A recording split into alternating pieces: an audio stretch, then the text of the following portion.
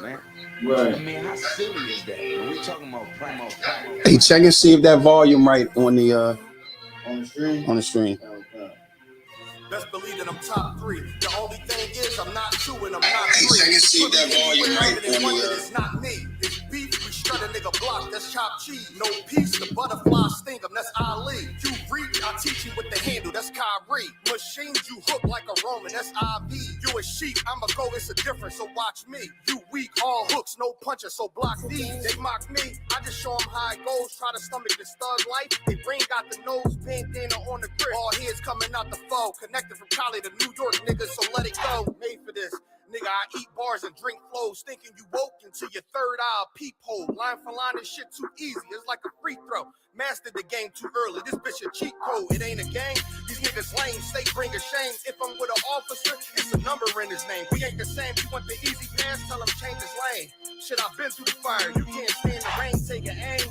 Tell him running, he can try his best. Drive a car named after me. That's why I'm in the vet. Laughing these niggas once again, and I ain't break a sweat. Number one at everything I do. That's why I'm one west. The Lord is not the God of the dead. So when I die, coming back for my spot. So forever, I'm top 3. Just tell him to watch this janitor with the mop stick. You gonna need a defensive lineman to block this. On point when I bomb shit. 10 for 10, I do not miss. I'm barking with a full bulldog. It is not mixed. They can see that my mind's sick. I don't write, I find shit. I don't like it, then I switch. If I touch it, it's diamond. Tell a bitch that I'm God sent. It ain't because my kicks is built like 5'6", 5'7" is my bitch. Dangerous, high risk. I lose it, get another one. You think I'm talking about a girl? I'm talking about another gun. You hear now? Hey, look, it is what it is now. We don't fuck with the house niggas. We burn the crib now. I'm ahead now. And I hope they can hear now. I don't care if you think it's it, nigga. I don't fear class. Silences make it sound like raindrop. That's a quiet storm. Get the job done in the view and get fired on. If you niggas standing for nothing, what you dying for? If you put real with real, that's how I was born. Walking this bitch ready for war. I'm in riot form. I want these niggas to see me flex. That's why I am armed. I shouldn't live in the crib, nigga. I should buy a farm to go through this shit so effortless. Best believe that I'm top 3. Only thing is, I'm not 2 and I'm not 3. Best believe that I'm top 3. Only thing is, I'm not 2 and I'm not 3. Best believe that I'm top 3. Only thing is, I'm not 2 and I'm not 3.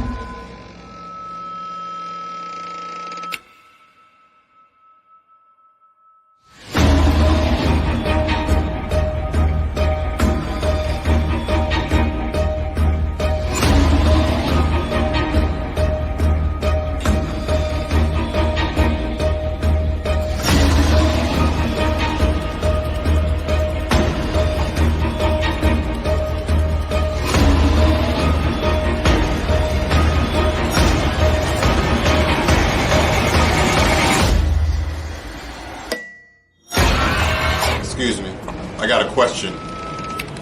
Somebody give me Romans 13 and 11.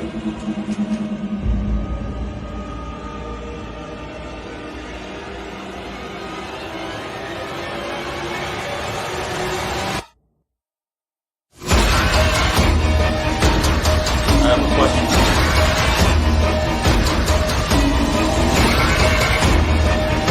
It's a Ronald car, man. Give me Romans 13 and 11. Khan, this is the book of Romans, chapter 13, verse 11. And that, knowing the time, that now it is high time to awake out of sleep. Brother, you need a water? Thank you.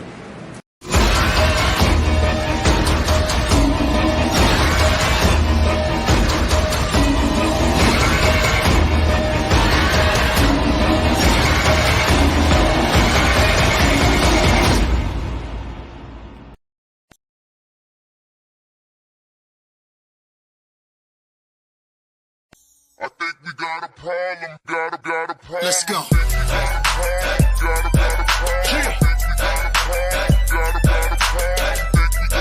Get up. It's that club, baby.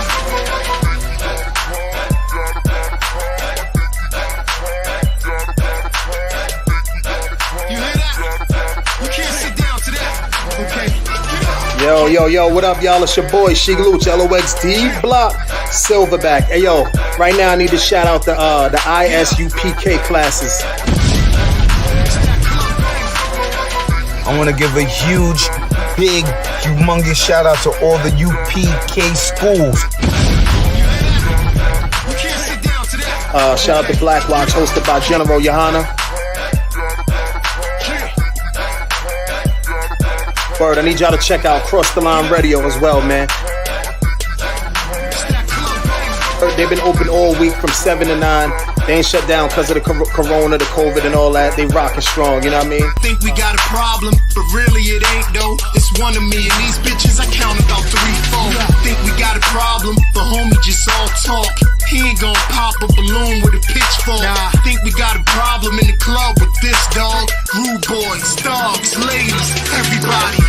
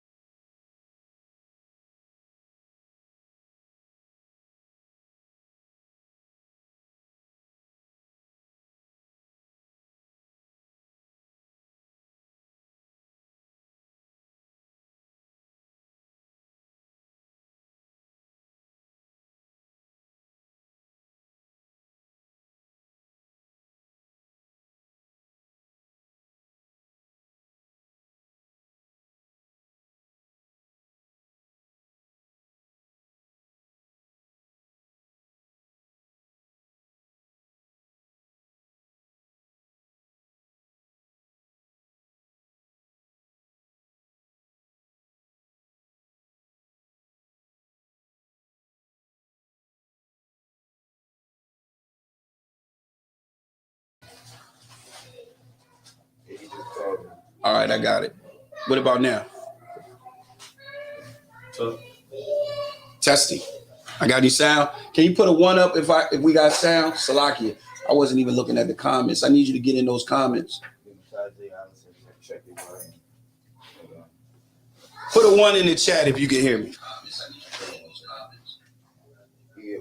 All right, Salakia. You said you're good now. All right, Most High and Christ. Salakia. All right, Yahweh Hashem, Yahweh Shah Brakatah to the brothers. Salakia. Shalom, Yahweh Shamar Al Thumba Hashem, Yahweh Shah to the sisters. All right. This is the Brotherhood class. Salakia. We got volume, right? We good?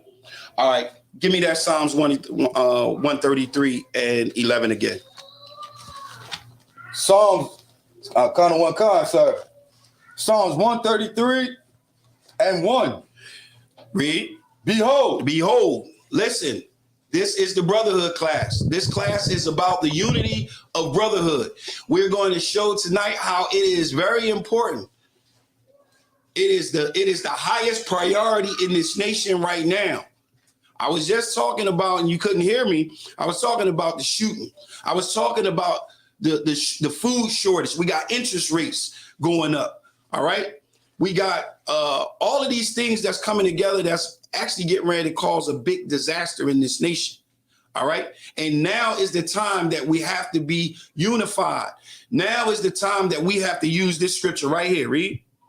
Behold, how good and how pleasant it is for brethren to dwell together in unity. In what? In unity. Dwell together in unity. Dwelling together in unity is vital. It is our number one priority. Like I said, we've tried everything. We tried the individualism. You know, we tried to just stick with our immediate family. But let me tell you something. Blacks, Hispanics, and Native American people, we got one thing in common. We all share the same common enemy. We share the same common enemy. So we all have something that's very vital in common. We all was a part of the transatlantic slave trade. We all played a major role in the financial structure of not just this country, but all the countries that played a role in the transatlantic slave trade. When you read Psalms 83, all those nations played a role in it. So all those nations got free labor. Think about it. The number one product was sugar. Sugar, tobacco, these were the number one products. And guess what? We was actually producing it for free. It's like this. Imagine you having a supermarket. And in your supermarket, you got all this food coming in. And you got workers that's working in your supermarket, right? But guess what?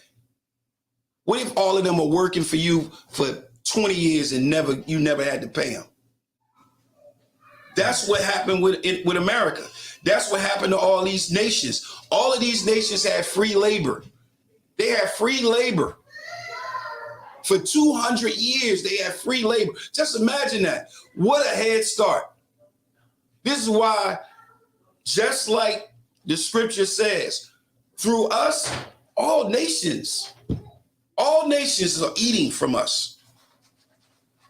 And the only thing we have in common is that. The only thing we have in common is the fact that we all was on that slave ship. Our ancestors was all on those slave ships. We all got off those slave ships, and we all share the same common enemy, right? So dwelling together is it is very vital. Give me Isaiah 11 and 12. Let me show you how it's going to get done. How are we going to come together? How the Most High is going to bring us together? You got it? Kind of one kind, sir. Let's get it. Isaiah 11 and 12. Isaiah 11 and verse 12. Read. And he shall set up an ensign. He shall set up what? An ensign. He shall set up an ensign. Go ahead. For the nations. Come on. And for the nations. For the nations. All right. Now, they didn't hear you earlier. Why is it saying nations? To gather the dispersed of. To gather the dispersed out of these nations. Remember, we are scattered in these nations. So when someone or someone is talking to you and he says that he's going to send an ensign out to the nations, he's not talking about the heathens. He's talking about the Israelites that's in those nations. Read. And shall assemble the outcasts of Israel. Assemble the who? The outcasts of Israel. Come on. And gather together the dispersed of Judah from the four corners of the earth. All right. That's all you got? More? Verse 13. Come on. The envy also of Ephraim. This is vital. This is that unity that we're looking for. We got to stop the beef. We got to stop the fighting. We got to stop the disagreements. We got to learn to say, I forgive you, brother. It's cool. It's cool. No sweat. We got to learn to do that. All right, go ahead. Shall depart, and the adversaries of Judah shall be cut off. Ephraim shall not envy Judah. Ephraim shall what? Ephraim shall not envy Judah. Come on. And Judah shall not vex Ephraim. We got to stop it. We got to stop it. Look, I'm too wide at the bottom. All right, so that unity is vital. All right, tonight's class is going to be on Matthew chapter 5. All right, we're going to explore what it takes and what our job is and what is necessary for this unity to come together. Yahweh Shah Mashiach, our King, actually laid all of this out and gave us a beautiful illustration of it. All right, but we're going to start at what I say, Matthew 4. Kind of one concept. Start at Matthew 4 and 23. Kind of one concept. Matthew 4 and verse 23. Come on. And Jesus went about all of Galilee. Come on. Teaching in their synagogues. Come on. And preaching the gospel of the kingdom. And healing all manner of sickness and all manner of disease among the people. Come on. Verse 24, and his fame went throughout all Syria, and they brought unto him all sick people that were taken with divers diseases and torments, Come on. and those which were possessed with devils, and those which were lunatic, and those that had the palsy, and he healed them. Come on. Verse 25. And there followed him great multitudes of people. So a great multitude was following our King as he was doing this healing, as he was doing the teaching, right? Go ahead. Of people from Galilee and from Decapolis and from Jerusalem and from Judea and from beyond the Jordan. Come on. Matthew 5 and verse 1. All right. And seeing the multitude. So now Yahweh Shah, our King, he's looking at this multitude, right? Go ahead. He went up into a mountain. So he went up into the mountain. Go ahead. And when he was set, his disciples came unto him. So his disciples came unto him. Do anybody know what the word disciple mean? What is this? It means student, follower. All right, one that follows. All right, it's still in the same ballpark. But his disciples came unto him. So those that was following him came unto him. Go ahead. Verse 2. And he opened his mouth and taught them, saying, verse 3, blessed are the poor in spirit, for there is the kingdom of heaven. All right, stop. So we're gonna take a look at this. Now, the reason why it's necessary to look at this right here is because, number one, when we see blessed are the poor in spirit, for theirs is the kingdom of heaven, right? Anybody can take this and use it universal. All right. You can read this and it can be universal. They can say, oh, this is anybody can use it. They can use it for all people. They can say, oh, this is talking about all people. And it's saying, blessed are the poor in spirit. The poor in spirit can be anybody. But this is not referring to anybody. This is not referring to anybody except the lost sheep of the house of Israel. Right. So if we use the scriptures and don't go outside the scriptures and navigate through the scriptures for understanding, we'll see exactly who this is talking about. So he said, blessed are the poor in spirit. Give me Isaiah 66 and 2. Kind of one concept. Let's get it. Okay. Isaiah 66 and verse 2. Come on. For all those things have my hand made, and all those things have been. Come on. Saith the Lord. Say it Yahweh. Read. Saith Yahweh. Come on. But to this man will I look, even to him that is poor. That is what? That is poor. Come on. And of a contrite spirit. Come on. And trembleth at my word. Now, when it says even to him that is poor, it's talking about one that is depressed. Now, this depression can not only, it can be in mind or it can be in circumstances. We cover both of those, Blacks, Hispanics, and Native American people. All right. Mental illness is heavy in this country. It didn't just start happening when the COVID happened. We've been experiencing mental illness since the time they came and got us from over on the continent of Africa. We've been experiencing mental illness. All right.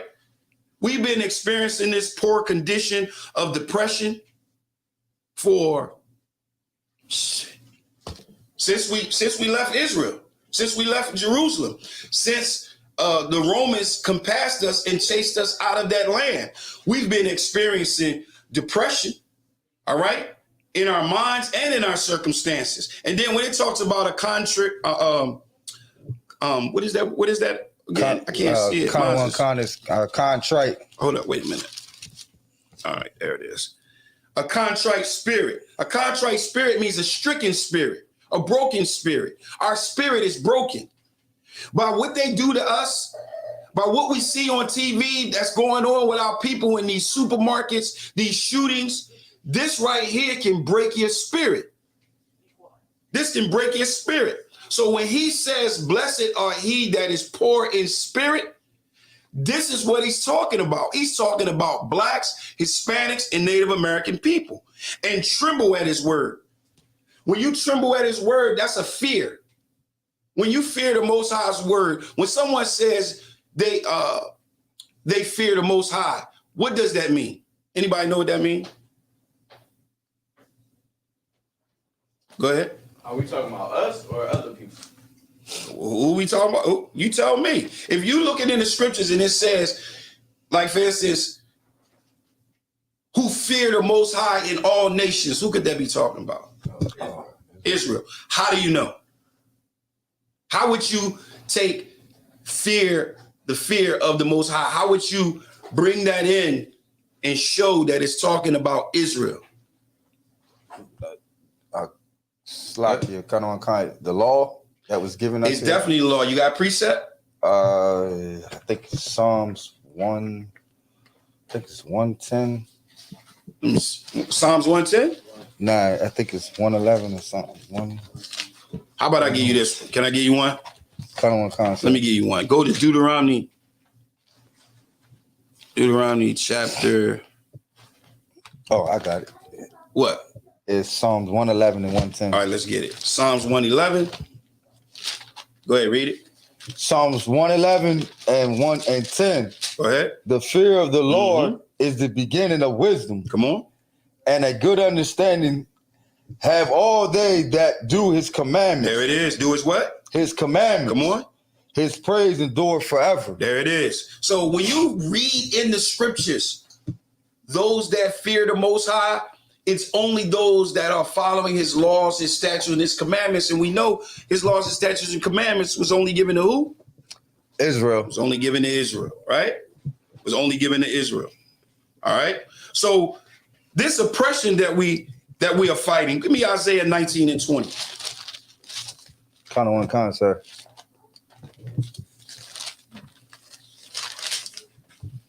Isaiah 19 and verse 20. Come on. And it shall be for a sign. Come on. And for a witness. Read. Unto Yahweh of the host in the land of Egypt. Come on. For they shall cry unto Yahweh. Now, this is what we need to be doing right now. This is why that brotherhood and that unity and us coming together is vital. Because this is how we call upon our King. This is how our king will come. Read that again from the top. Isaiah 19 and verse 20. And it shall be for a sign and for a witness unto Yahweh of the hosts in the land of Egypt. Come on. For they shall cry unto Yahweh because of the oppressors. Because of the what? The oppressors. Because of the oppressor. And this is the problem that we're having right now. And this is what we should be doing. We shouldn't be trying to unify with the oppressor. We should be calling the Most High on the oppressor. That's what we need to be doing. Go ahead. And he shall send them a savior. He shall send what? A savior. A what? A savior. That's our king. That's that horn of salvation. Read. And a great one. And a great one. Our king. Go read. And he shall deliver them. And he will deliver us. This is the state. This is where we need to be right now. So let's go back to Matthew 5. Matthew 5. So in Matthew 5 and 3, it said, blessed are the poor in spirit. So we understand that poor in spirit, for theirs is the kingdom of heaven. Right after the in the book of Acts, right after our king had resurrected, right? And in the book of Acts, the disciples came to him and asked him something. Do anybody remember what that was? Anybody know what the disciples asked Yahweh Shah after his resurrection? In the book of Acts 1. Let's go to it. Acts chapter 1 and verse 6. Con, sir. Read. Acts 1 and verse 6. Come on. When they therefore were come together, they asked of him, saying, this is what they asked our king. Read.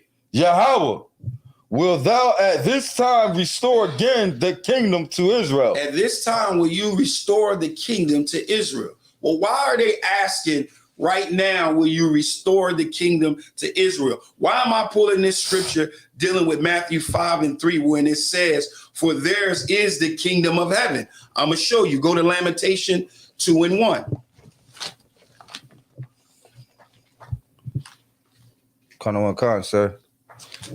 Let me get there. Lamentations 2 and verse 1. Read. The Lord hath swallowed up all the habitations of Jacob. Salakia, start at verse 1. That's what I want, verse 1, sir. Read. Lamentations 2 and verse 1. How hath the Lord covered the daughter of Zion with a cloud in his anger? So it's saying that the Most High has covered the daughters of Zion with a cloud in his anger. So he's angry with them because of their transgressions. Read. And cast down from heaven. And did what? And cast down from heaven. So Israel was cast down from where? Heaven. Go ahead. Unto the earth. Unto the where? Unto the earth. Come on. The beauty of Israel. The beauty of Israel was cast down from heaven. What does it mean when it says we were cast down from heaven? When were we in that state of being in heaven? Go ahead. We was cast down from our rulership. From our rulership. To a low state. To a low state. To a very low state. Matter of fact, let's get that. Let's get me Jude. Let me see. So I'm shooting from the hip. Jude, go to, there's only one chapter in Jude. I want you to go to Jude chapter 6. Salakia, verse 6. So he said in Lamentation, I want you to read the whole thing of Lamentation first, and then I want you to go to Jude 6. Con, sir. Go ahead. Verse 2. No. Read that again, verse 1. Verse Salakia. Con, sir. How have the Lord covered the daughter of Zion with a cloud in his anger? With his anger. So he's mad at Israel because of our disobedience. Read. And cast down from heaven. And then what? Cast down from heaven. This is vital. This is a precept that you need to pull, you need to have in your book that says heaven, because it's showing you that the Israelites were in heaven. Read. Unto the earth, the beauty of Israel, and remember not his footstool. in the day of his anger. In the day of his anger. So they was cast down from their rulership, right? Now give me Jude 6. Salaki, Kana one con, sir. That was Lamentation 2 and 1. The book of Jude, verse 6. Come on. And the angels, you know who the angels are? Those are Israel. That's Israel. All right, read. Which kept not their first estate. We did not keep our first estate. Well, why didn't we keep our first estate? We didn't keep our first estate because you just read it in Lamentations. We was cast down from heaven. We was cast down to the earth. We was cast down to the ground. This is why we read scriptures where it says, get thyself up from the ground and dust off the dust. All right. We were cast down to a low state. Read. Read it again from the top.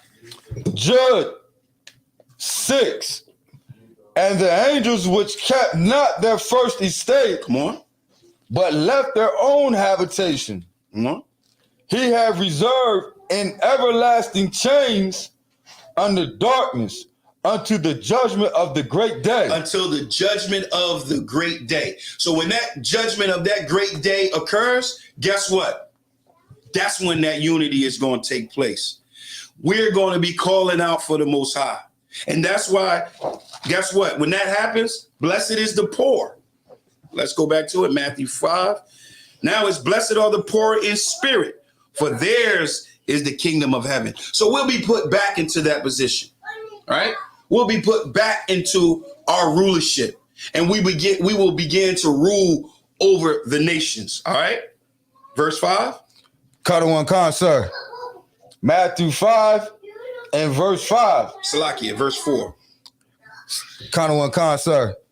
Matthew 5 and verse 4. Come on. Blessed are they that mourn, for they shall be comforted. Now, question. Is this talking to anybody? You can't apply this to anybody if you're reading it not in the harmony of the scriptures. But if you're reading it in the harmony of the scriptures, it said, blessed are they that mourn. Well, what does the scripture say about the mourning? Give me Proverbs 29 and 2. Should we be in mourning right now? Somebody told me, like, why are you so sad? Why are you so upset? Why are you so angry? I told him, man, I'm in mourning. And I'm going to show you why. Proverbs 29 and 2. Kind one concept. Proverbs 29 and verse 2. When the righteous are in authority. When the what? When the righteous are in authority. You know who the righteous is? The righteous is Israel, so-called blacks, Hispanics, and Native American people, right? When we are put back into that first estate that we fell from, that's what this is talking about. Read it again. When the righteous are in authority. When the righteous are in authority. When we back into that position, read. The people rejoice. The people will rejoice. You know why the people going to rejoice? It's because we're going to rule in righteousness. We're going to rule like we supposed to rule. You ain't going to have to worry about going to the Chinese store and getting some rat or cat or dog. You ain't got to worry about that. You ain't going to have to worry about going to the supermarket and Esau coming in and shooting up the place. Because guess what? In the kingdom of heaven, we will be profiling. We will profile in the kingdom of heaven. And we will straighten you out. Right? Read.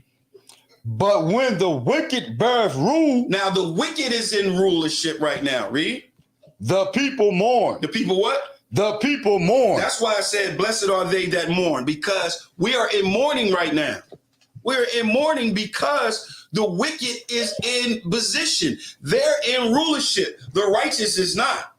So because the righteous is not in rulership, we mourn, right? Now it says, in going back to Matthew 5 and 4, it said, blessed are they that mourn, for they shall be comforted. So let's look at this comfort. Let's go to Isaiah 66. Let's go back to Isaiah 66. Kind of one concept. We're going to start at verse.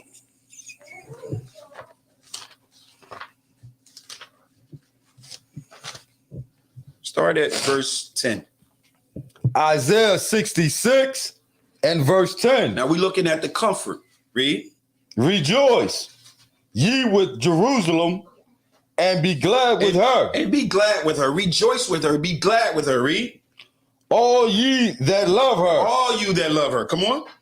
Rejoice for joy with her. Come on. And ye that mourn for her. You that what? Mourn for her. So it's talking to blacks, Hispanics, and Native American people. Those that mourn for her. Read. Verse 11. That ye may suck. Now when it says that ye may suck, it's saying that ye may be nursed, like a nursing. All right? So it's saying that ye may nurse. Go ahead.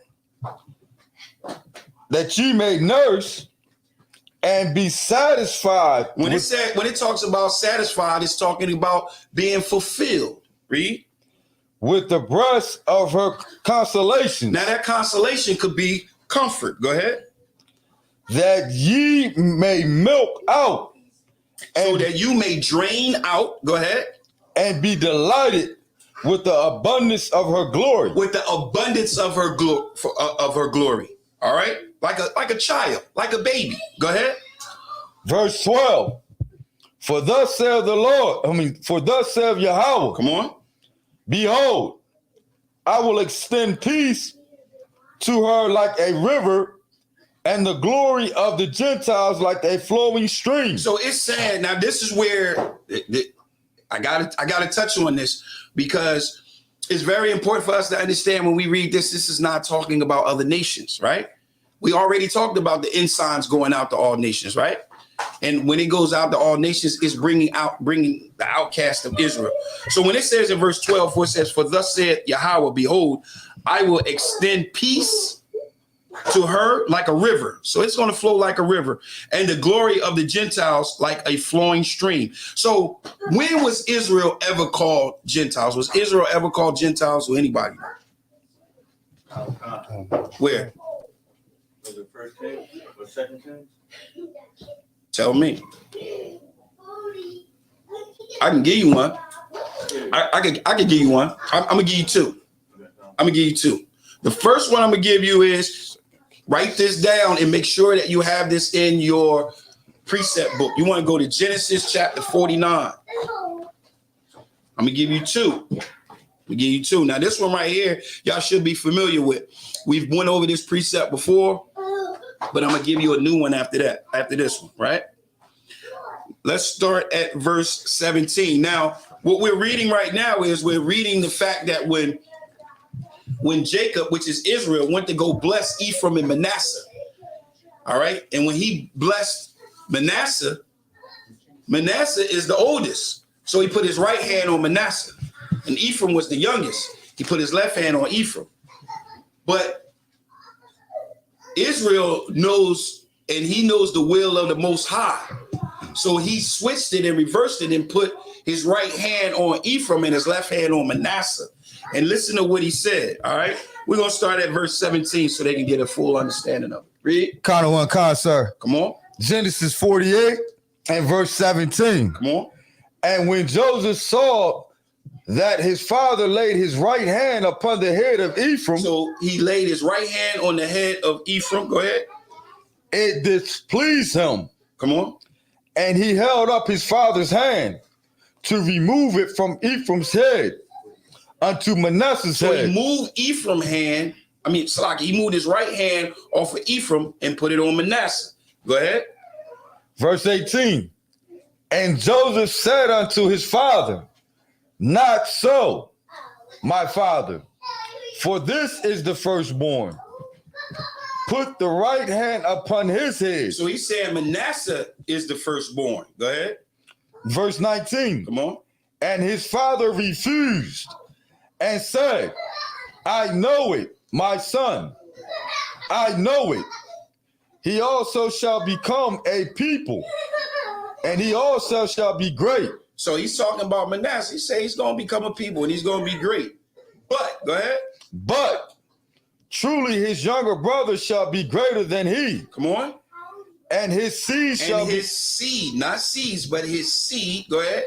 Shall become a multitude of nations. A multitude of what? nations. A multitude of what? Nations. Nations. The word nation is the same word for Gentile. So it's saying that Ephraim himself will become a multitude of nations. So here you see that Ephraim becoming Gentiles. Remember, we read that Ephraim should not vex Judah, and Judah shall not vex Ephraim. Ephraim represented a nation. They represented the northern kingdom. All right. Now I want you to give me Obadiah, verse 12.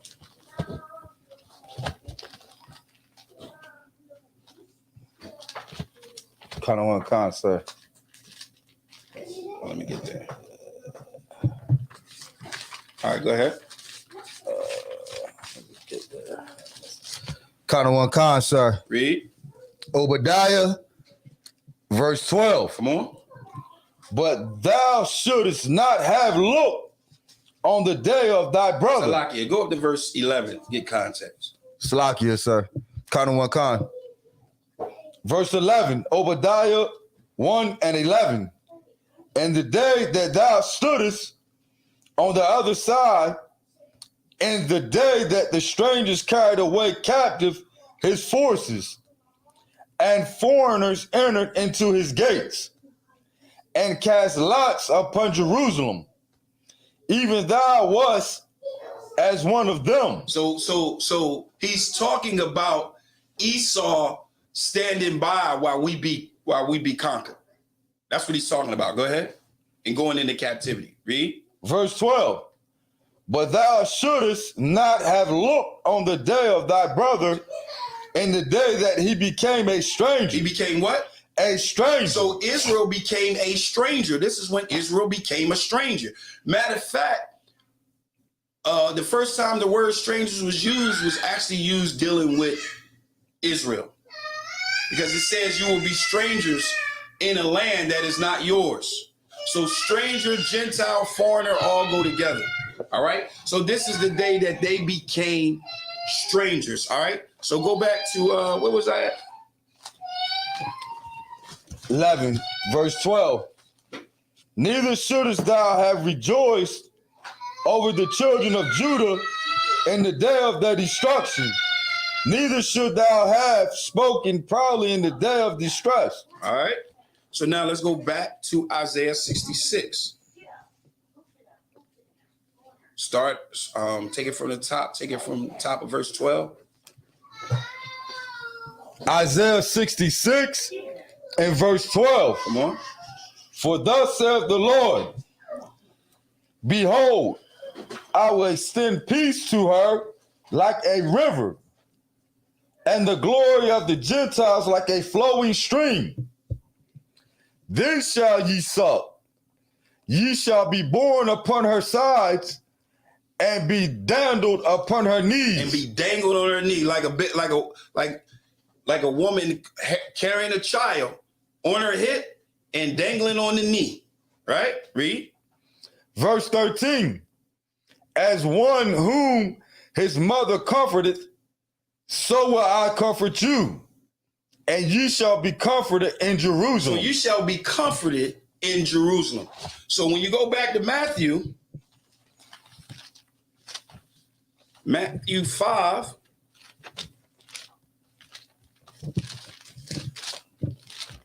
and he says, remember verse 3, it said, blessed are the poor in spirit. We saw that who this poor in spirit is, for theirs is the kingdom of heaven. We know why theirs is the kingdom of heaven. They will be put back into their proper place. Then it says, verse 4, blessed are they that mourn.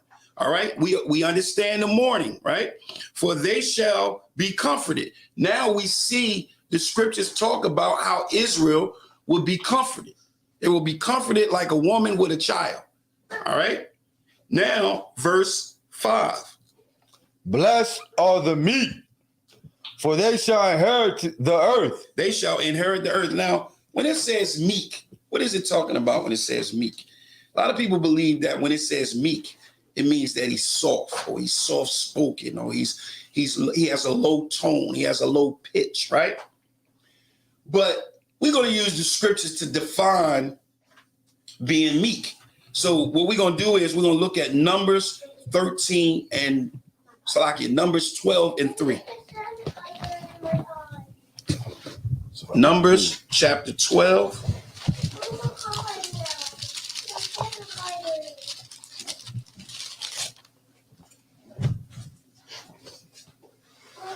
You said Numbers 12.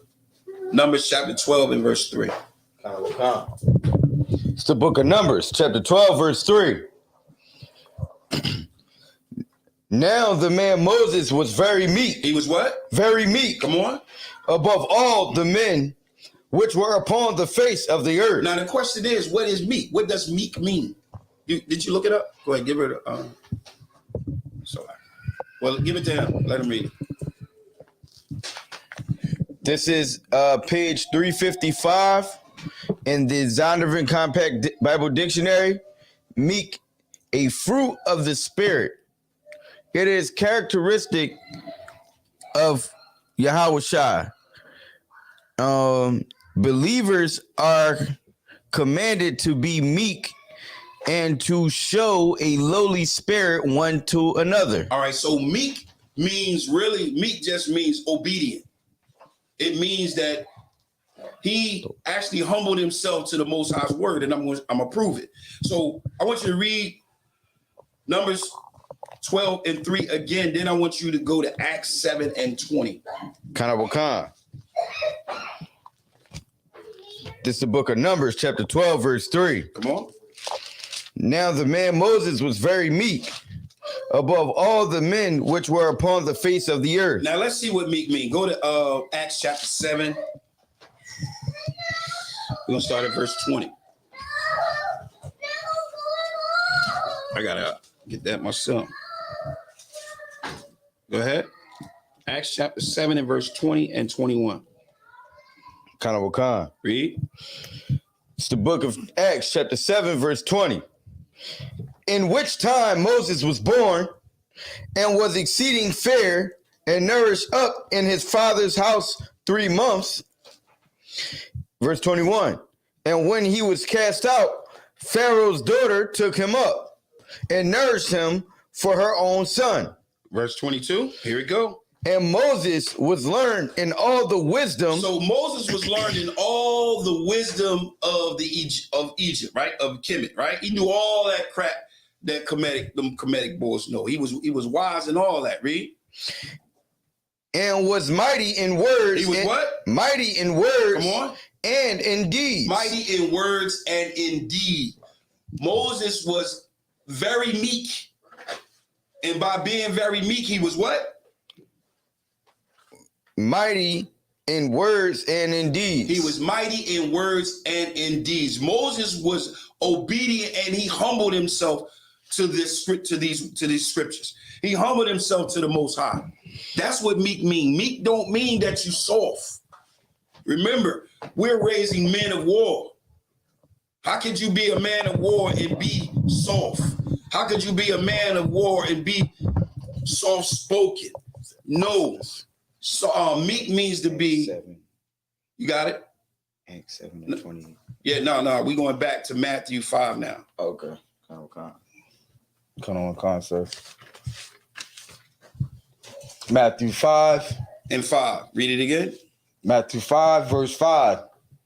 Blessed are the meek, for they shall inherit the earth. So they shall inherit the earth. So we know what meek means now, because we see an example of it dealing with Moses.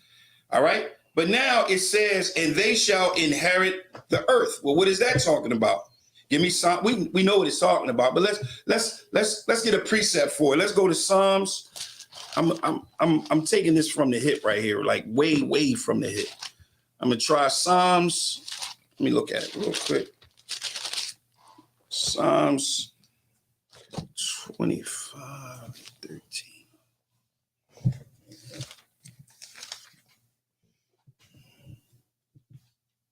Start at verse 12. Psalms 25 and 12. Sir. Psalms 25 and verse 12. Come on. What man is he that feareth the Lord? So we already established what fear the Lord means. Fear the Lord means what? Following his commandments, right? And we know that following his commandments can only be the lost sheep of the house of Israel. Go ahead. him shall he teach in the way that he shall choose. Verse 13. Come on. His soul shall dwell at ease, and his seed shall inherit the earth. His seed shall what? Inherit the earth. That seed that is talking about that should inherit the earth, that's the seed of Abraham, Isaac, and Jacob. That's one seed. Not a seed as in many, but a seed as in one. That seed, we all come from that one seed. So-called blacks, so-called Hispanics, so-called Native American people. And they will inherit the earth. Give me one more. Verse 14. The secret of the Lord is with them that fear him, and he will show them his covenant. There it is. So that's letting you know that it's talking about Israel. All right. So now let's go back to Matthew chapter 5. Kind of one concept. So do me a favor. Start at verse 3 and go down to verse 6. Kind of one concept. Let's get it. Matthew 5 and verse 3. Come on. Blessed are the poor in spirit, for theirs is the kingdom of heaven. So we will be put back into our proper estate. Go ahead. Verse 4. Blessed are they that mourn. All right. We are in mourning because of the wicked that is in rulership. Go ahead. For they shall be comforted. We will be comforted when we are restored back into our proper place. Go ahead. Blessed are the meek. Blessed are the meek. Go ahead. For they shall inherit the earth. Those that are obedient and humble themselves to the Most High's words and do his deeds, which is that love, they will inherit the earth. Read. Blessed are they which do hunger and thirst after righteousness. They do what? Thirst after righteousness, for they shall be filled. All right. So now let's look at blessed are they which do hunger and thirst. Let's go to Isaiah 49. Let me get there and look real quick.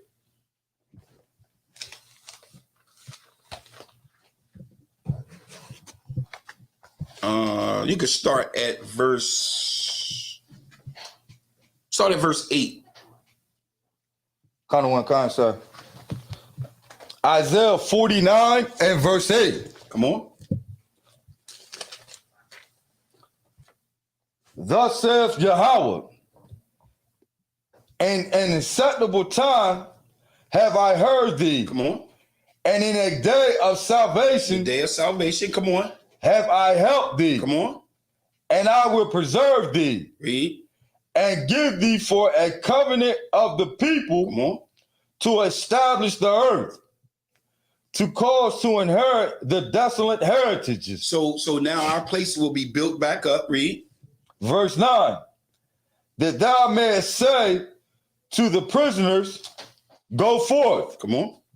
To them that are in darkness, show yourselves.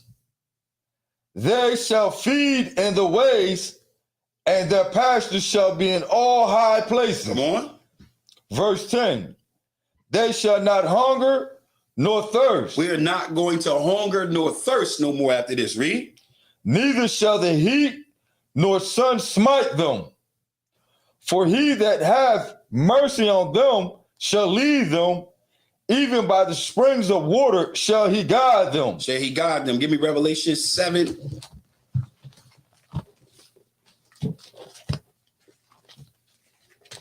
All right, now what's Revelation 7 about? Revelation 7 is definitely about the lost sheep of the house of Israel, right? Everybody know that. Between verses 1 and 8, it talks about the 144,000, right? But then in verse 9, right? Remember, we're dealing with this hunger and this thirst. When we get to verse 9, it says, read. Revelation 7 and 9. Come on.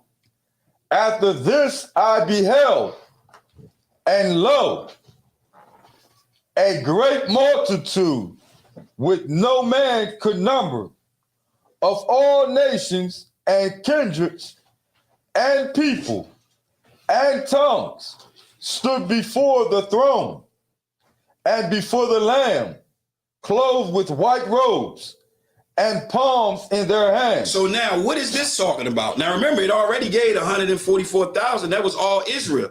So when it says a great multitude, It says, and after this, I beheld, and lo, a great multitude, which no man could number, of all nations and kindreds and tongues.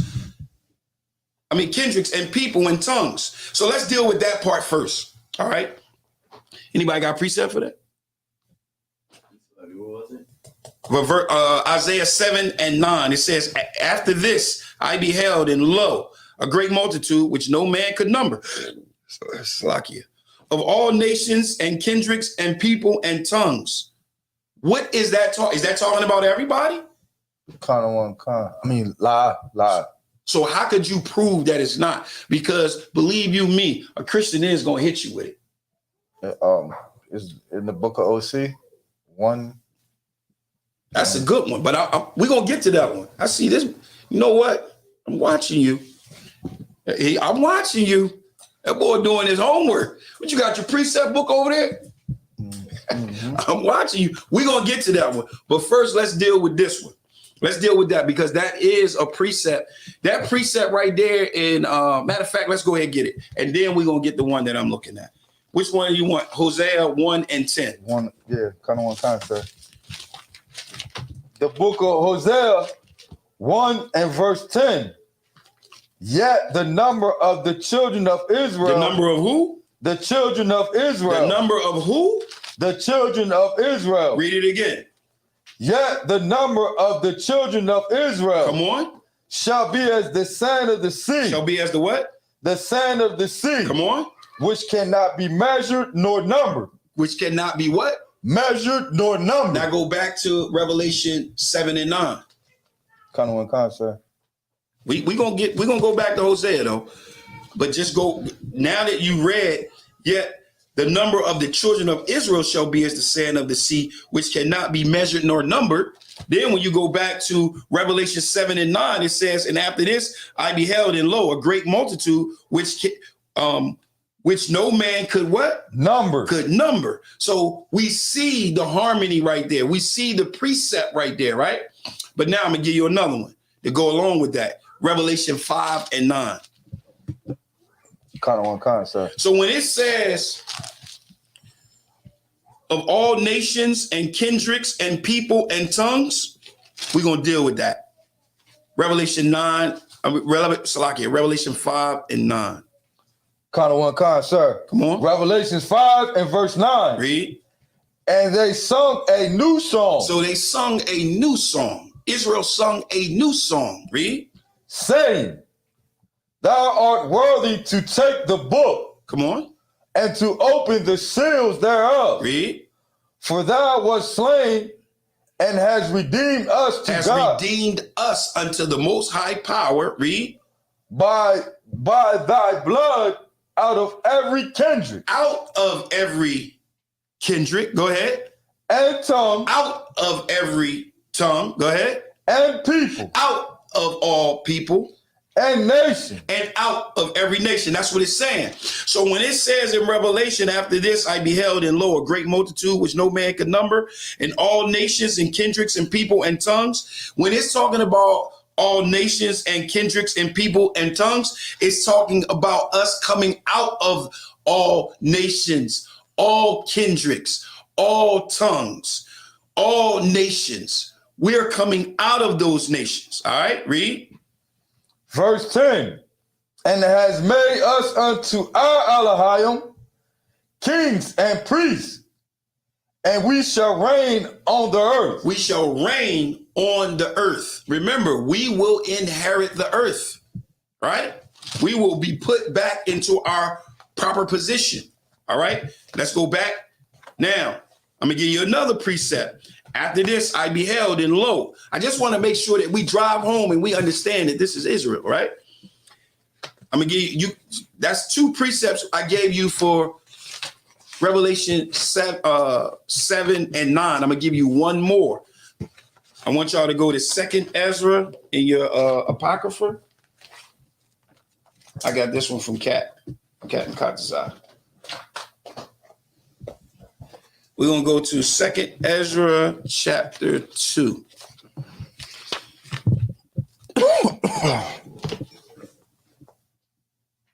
And I want you to start at verse 40. Kind of one con, sir. Let's get it. Second Ezra, chapter 2, and verse 40. Come on. Take thy number, O Zion, and shut up those of thine that are clothed in white. They're clothed in what? In white. Come on. Which have fulfilled the law of Yahweh. Come on.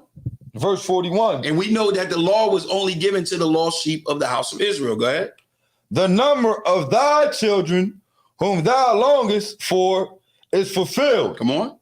Beseech the power of Yahweh, that thy people, which have been called from the beginning, may be hallowed.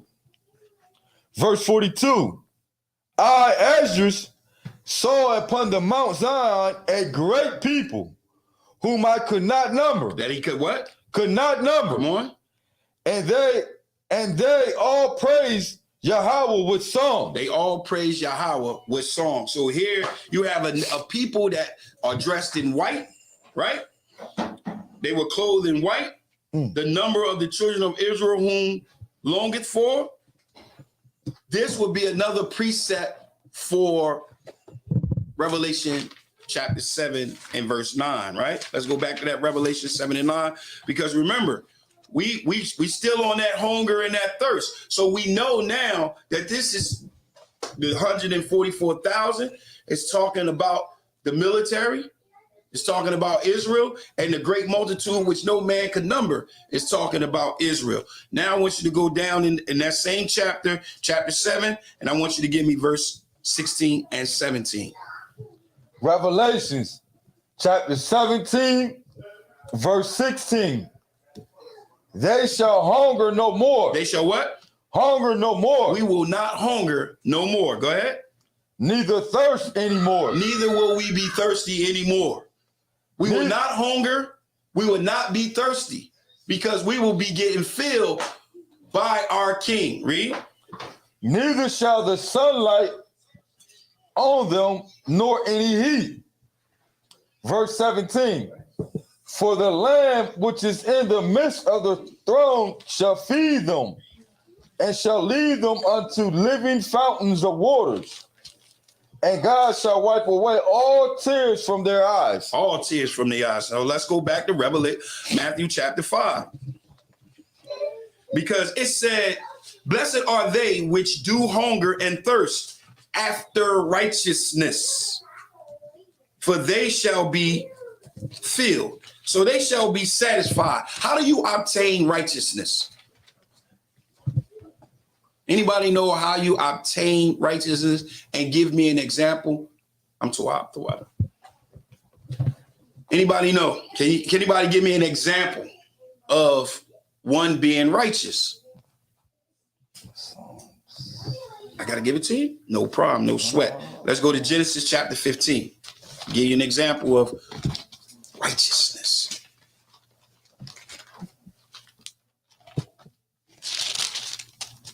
We're going to go to Genesis chapter 15, and we're going to start at verse 4. Now, this is dealing with Abraham, right? Abram. And the Most High was telling Abram, matter of fact, give me verse 2, 15 and 2. Kind of one con, sir. Read. Genesis 15 and verse 2. Come on.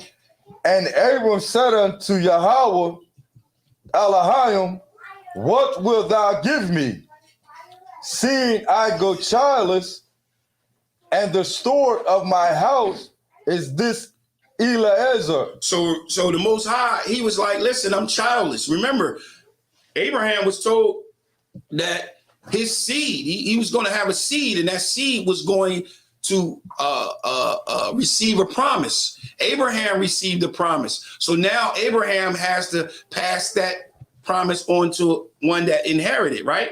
So Abraham is like, listen, I'm childless. And the steward of my house, he does have someone in his house. Listen to what he said in verse 3. Verse 3. And Abram said, behold, to me thou hast given no seed. So Abraham said, I don't have no seed, so I gotta pass the blessing on. I gotta pass the inheritance on. I have no seed. Go ahead. And lo, one born in my house is my heir. Verse 4, and behold, the word of the Lord came unto him. So this is what the word, this is important. The word of Yahweh came to him, saying, read. Saying, this shall not be thine heir. So he's saying, listen, this one that's not your seed will not be the one that receives the inheritance. Read. But he that shall come forth out of thine own bowels shall be thine heir. The one that comes out of your bowels is going to be your heir. Go ahead. Verse 5, and he brought him forth abroad and said, look now toward heaven and tell the stars, if thou be able to number them. Remember, we saw in the book of Revelation a great number which no man can number, right? We saw it also in Hosea. We also saw it in 2nd Ezra, a great number, right? So he says, if thou be able to number them, go ahead. So shall thy seed be. So shall what? Thy seed be. So shall thy seed be. So the Most High is telling Abram, so shall thy seed be. Here's the righteousness. Read. Verse 6, and he believed in Yahweh. He did what? Believed in Yahweh. He believed in Yahweh. We have to believe in the Most High power. We have to believe in Yahweh. We have to believe in the Messiah. We have to believe, right? Read. And he counted it to him for righteousness. He did what? And he counted it to him for righteousness. It was counted unto him for righteousness. So this is how we obtain that righteousness. We obtain this righteousness by being meek. What is that meek? Being humble, being faithful to the Most High power, to his word. He gave his word to Abram, and it was counted unto him for righteousness. So let's go back. All right, verse 7. So we went from blessed are the poor in verse 3 in spirit, for theirs is the kingdom of heaven. Verse 4, blessed are they that mourn, for they shall be comforted. We went over that. Blessed are they that are meek, for they shall inherit the earth. We went over that. Blessed are they which do hunger and thirst after righteousness, for they shall be filled. They shall be satisfied. But now we got one where it says, blessed are, read, verse 7. Sir. Mathew 5 and verse 7. Blessed are the merciful, for they shall obtain mercy. Who is going to obtain mercy? Is the other nations going to obtain mercy? Because we're going to be in rulership and now we're going to treat them better? Is that obtaining mercy? So who is going to obtain mercy? Let's see. Go to 1 Peter. We're going to go to first. We're going to backdoor it. We're going to backdoor this thing right here. We're going to come a different angle with it. 1 Peter. We're going to start at verse.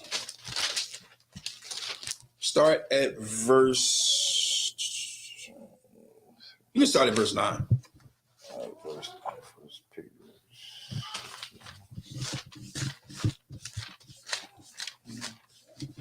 First Peter's was 1 Peter chapter 2 and verse 9. Slaki, sir. Let's get it. Read. 1 Peter's 2 and verse 9. But ye are a chosen generation. You are what? A chosen generation. Come on. A royal priesthood. Come on. And holy nation. A holy nation, a set apart nation. Go ahead. A peculiar people. A very peculiar people. Come on.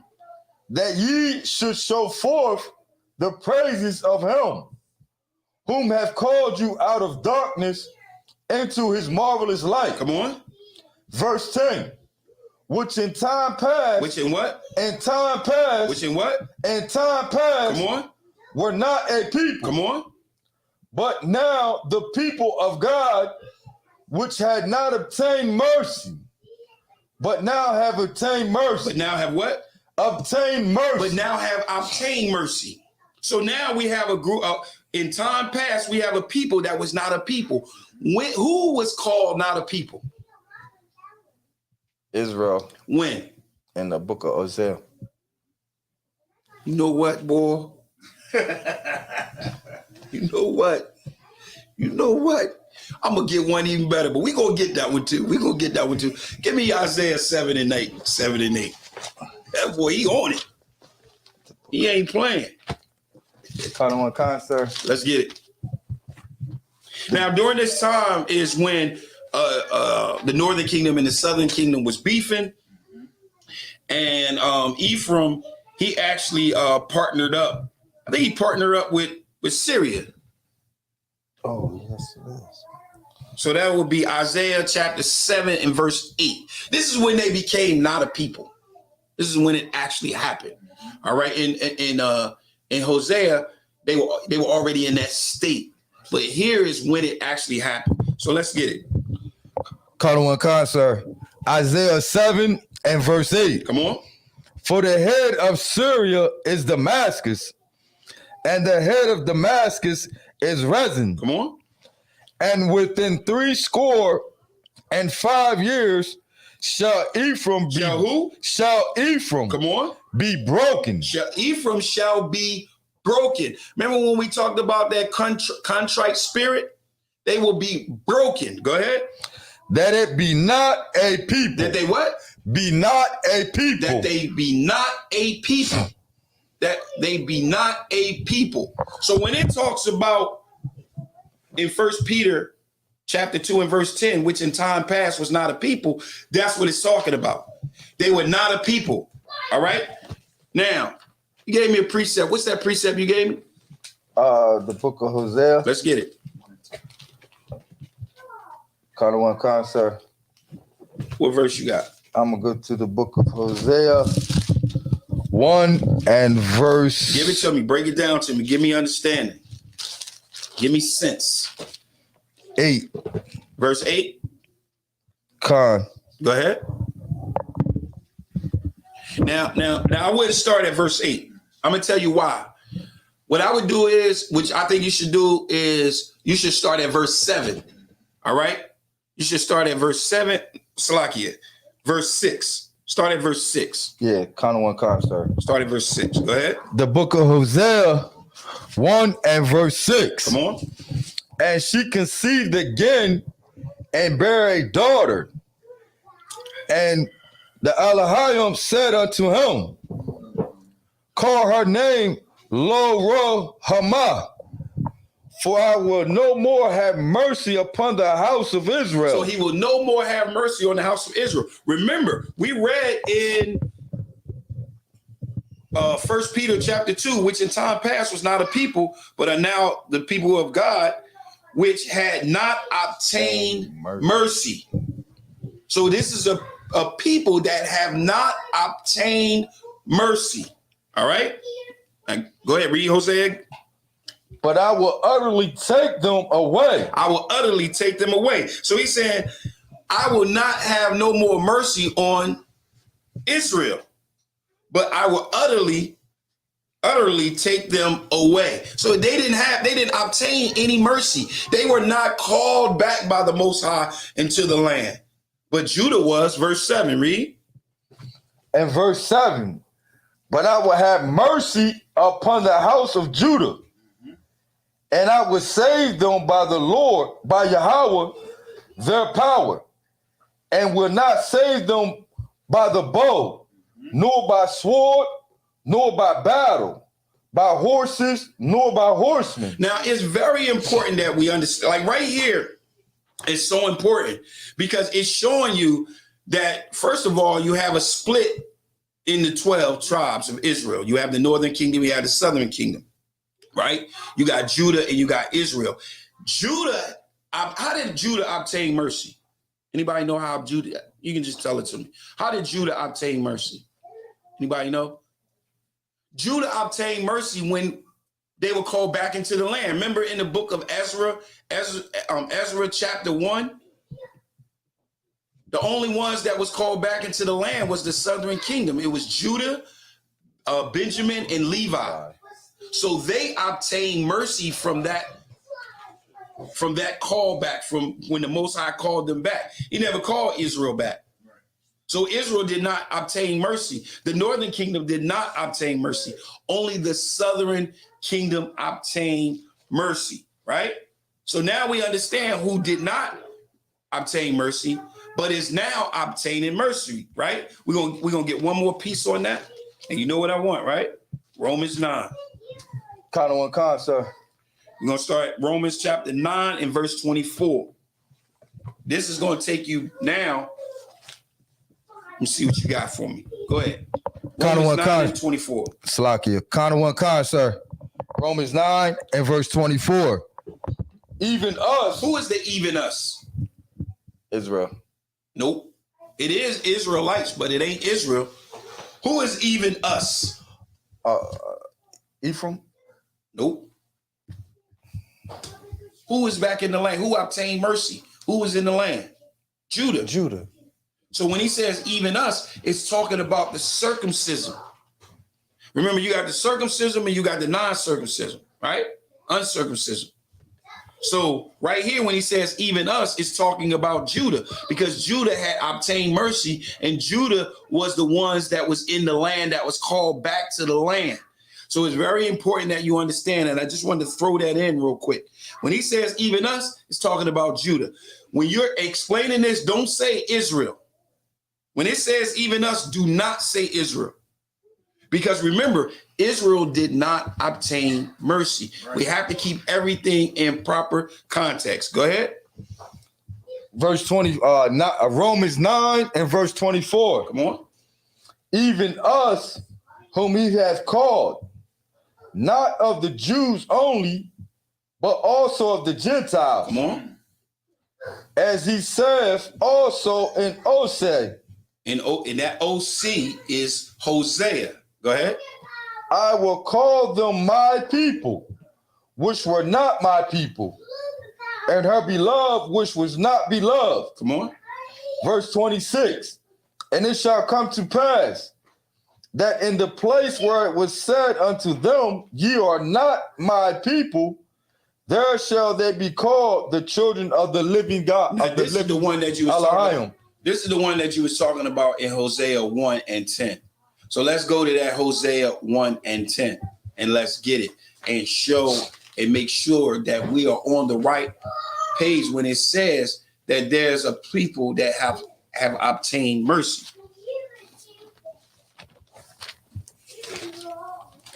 The book of Hosea, chapter 1 and verse 6. No, verse 10. Verse 10. Come on. Salakia. Yet the number of the children of Israel shall be as the sand of the sea, which cannot be measured nor numbered. And it shall come to pass that in the place where it was said unto them, ye are not my people, there it shall be said unto them, ye are the sons of the living God. All right. So now we see those ones that obtain mercy. So now let's go back to Matthew 5. Verse 7. Matthew 5, kind of one con, sir. Matthew 5 and 7. Come on. Blessed are the merciful, for they shall obtain mercy. So that's the northern kingdom obtaining that mercy and us being brought back together as in one stick. Go ahead, verse 8. Blessed are the pure in heart. Come on. For they shall see God. So what is it talking about? Blessed are they that are pure in heart. How would they become pure in heart? Kind of one con, sir, by keeping the law, statutes, and commandments. Keeping the law, statutes, and the commandments, by repenting and getting back to the Most High. So let's get a precept to help us with that pure heart. Let's go to Ezekiel 36. Kind of one con, sir. We're going to start at Ezekiel 36. And matter of fact, first we're going to read verse 22. Just read verse 22. And then we're going to go down to verse 25. Kind of one con, sir. Ezekiel 36 and verse 22. Therefore say unto the house of Yasharallah. The house of who? Yasharallah. Come on. Thus saith Yahweh, our power. I do not this for your sake. So the Most High saying, what I'm getting ready to talk about and what I'm going to do, I'm not doing it for your sake. Go ahead. O house of Yasharallah. Come on. But for my holy name's sake. But for my holy name's sake will I do this. Go ahead. Which you have profaned among the heathen. Whether ye went. Because you're going over there acting up. That's what we do when we act up. When we ain't following the Most High law, statutes, and commandments, we are setting a bad example for our Father. We are setting a bad example for Abba. That's what we're doing. And guess what? We bring shame to his name among the Gentiles. That's what we do. All right? But he's saying, I'm not doing what I'm going to do about this right here. I'm not doing it for your sake. I'm doing it for my name's sake. All right? Now go down to verse 25. Verse 25. Matter of fact, start at verse 24. Verse 24. Come on. For I will take you from among the heathen and gather you out of all countries. Come on. And will bring you into your own land. And we will be brought back into our own land. That's when we receive that promise, receive our inheritance, and be back in our first estate. Go ahead. Then will I sprinkle clean water upon you, and you shall be clean from all your filthiness and from all your idols. Come on. Will I cleanse you. Verse 26. Come on. A new heart. A what? A new heart. That's how you're going to receive. That's when he says in verse Matthew 8 and 5 and 8, blessed are the pure in heart. You're going to be pure in heart because he's going to do this. Verse 26, read it again. A new heart. Come on. Also will I give you. Read. And a new spirit. And a what? And a new spirit. Come on. Will I put within you. Read. And I will take away the stony heart out of your flesh, and I will give you an heart of flesh. Come on. Verse 27. And I will put my spirit within you. Now, when he put his spirit in us and he cleanses us with this water, is this water? La. What is it? It's the word, sir. It's the word. You got a precept for it? I think it's 2 Thessalonians 2 and 26. Ephesians 5 and 26. 5 and 26. Somebody grab that real quick. Kind of concept. Read. Ephesians 5 and verse 26. Come on. That he might sanctify and cleanse it with the washing of the water by the word. With the what? By the word. Come on.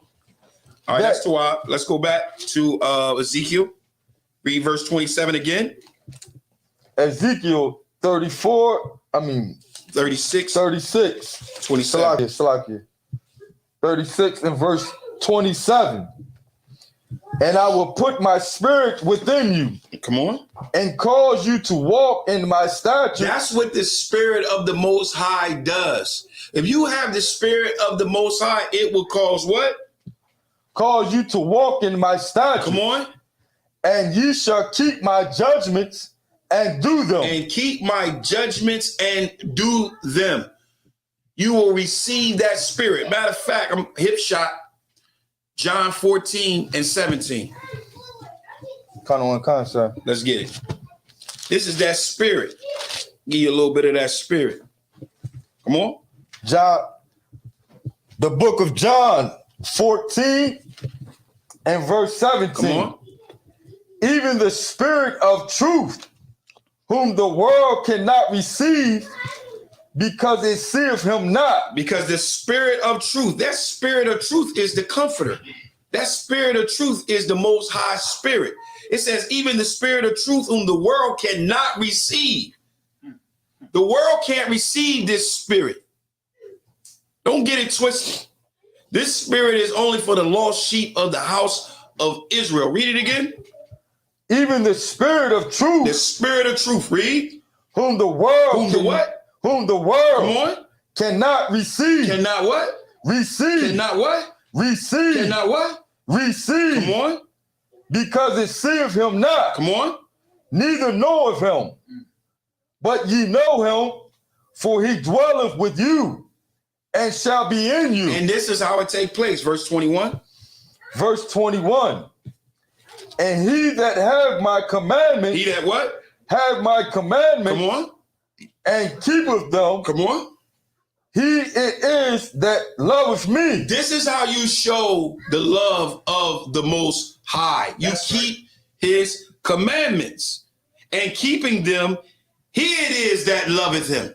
You don't love. How could you say you love the Most High and you can't forgive your brother, which the law states that we should do, so that we can all be in unity and be united and be in that one body? How could you do that? How can you not do that and then say you love the Most High? Either you're going to do it because he said do it because you love him, or you're not going to do it. And if you're not going to do it, you don't love him. Come. There is no love in you. Go ahead. Verse 20. What's it? Verse? Okay, continue. Yes, slacky, sir. And he that loveth me shall be loved of my Abba, and I will love him, and will manifest myself to him. And manifest myself unto him.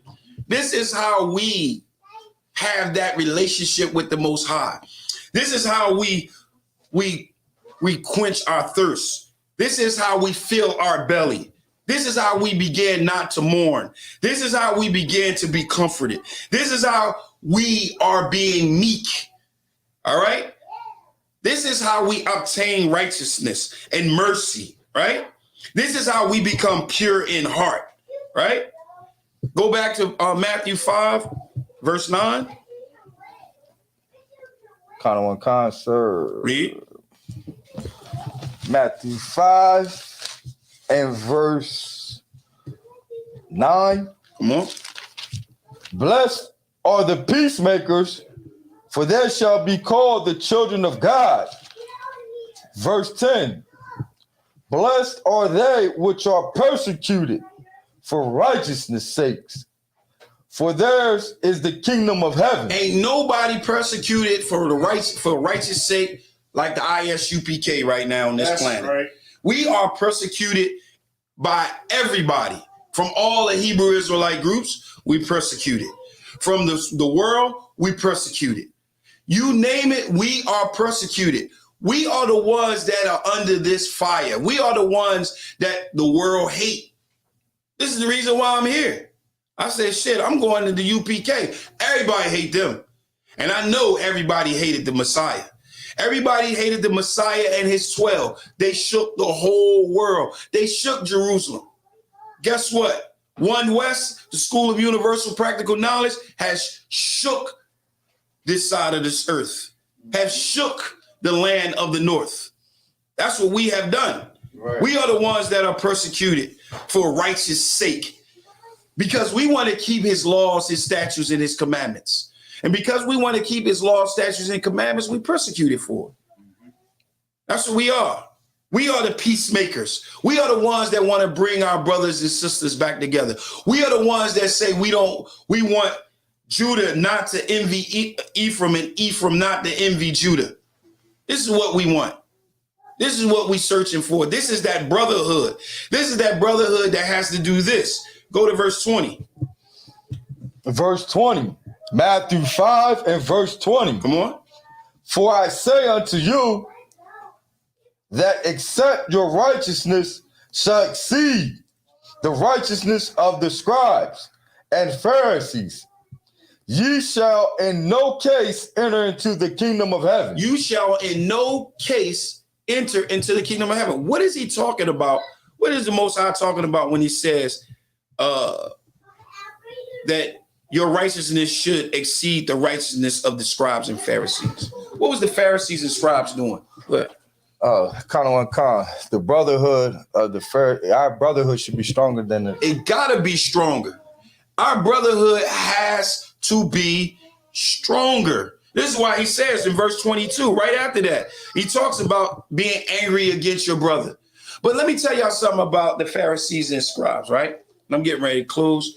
The Pharisees and scribes' righteousness was like Christians today. What Christians do today is first of all, Christians say they sinners. and they saved by grace, right?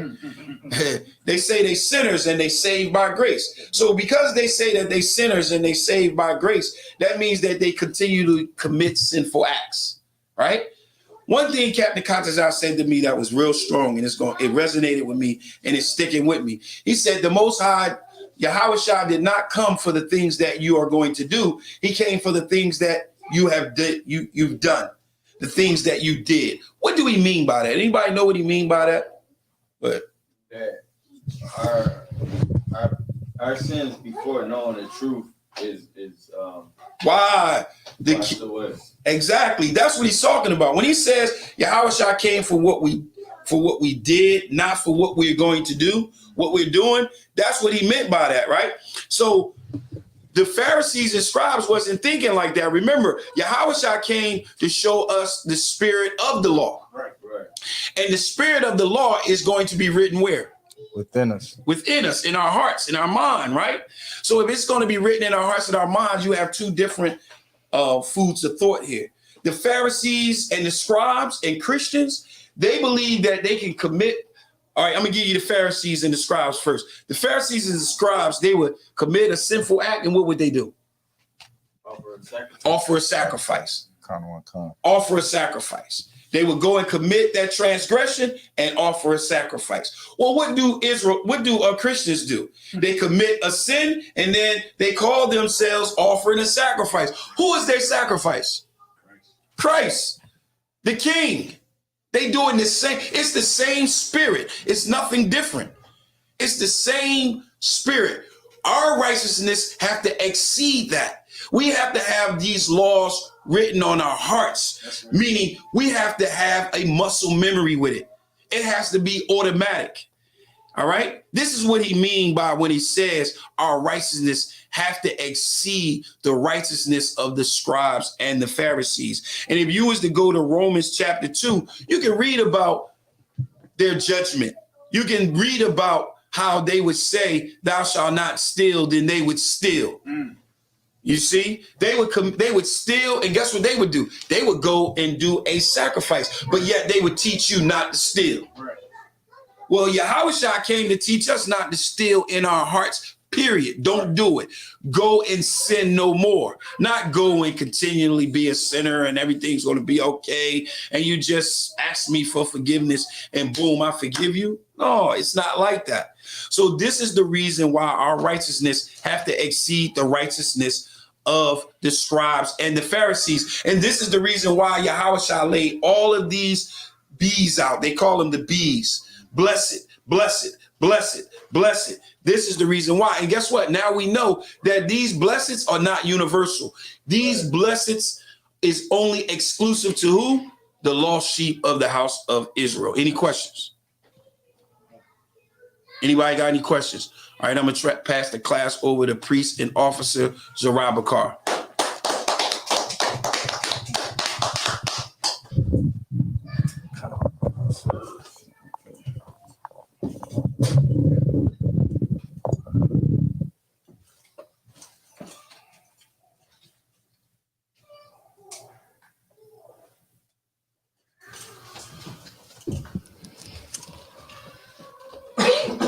This is the ISUPK, Israelite School of Universal Practical Knowledge. Started out at 1 West 125th Street, Harlem, New York, under Commander General Yohana. This is the ISUPK security announcements. Rule for new brother and sister. When a new brother or sister comes into the school, they are off limits for 6 months. They are to be saluted only. They are here to learn and shed themselves of the world. If they need transportation, the teacher will arrange it. After 6 months, if your brother or sister has an interest in a particular person, they are to seek counsel from the heads.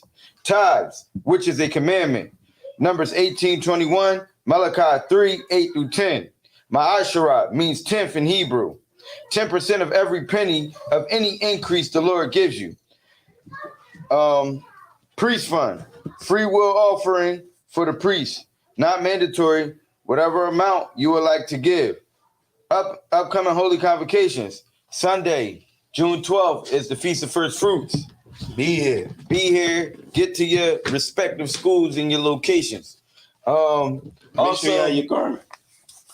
Come with your garment. Also, July 21st to the 24th is the Midwest Fire Weekend in Chicago. Contact your camp leaders for any questions. If anyone wants to be a trooper in the school, start wearing all black boots, shirts, pants, headbands, and scarves. With that being said, men of Israel, Amijah, we're going to give a courtesy salute. Men of Israel, Amijah Shabbat, Amijah, Barak, Yahweh Hashem, Yahweh Shah, Barak Adam, Yashmatah, Sar, face the sisters. Sisters Amijah, we're going to give sisters one courtesy salute. Men of Israel, Amijah Shabbat, Amijah, Barak, Yahweh Shamar Alatham Ba'Hashem Yahweh Shah. Yashmatah, class dismissed.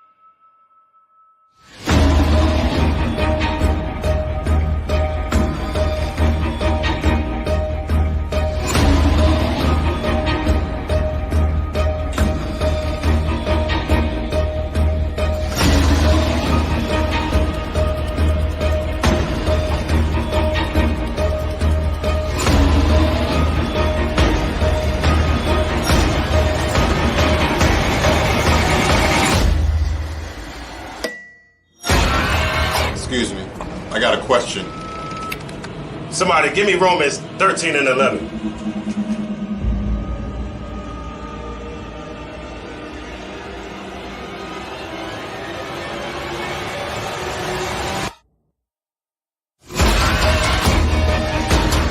I have a question.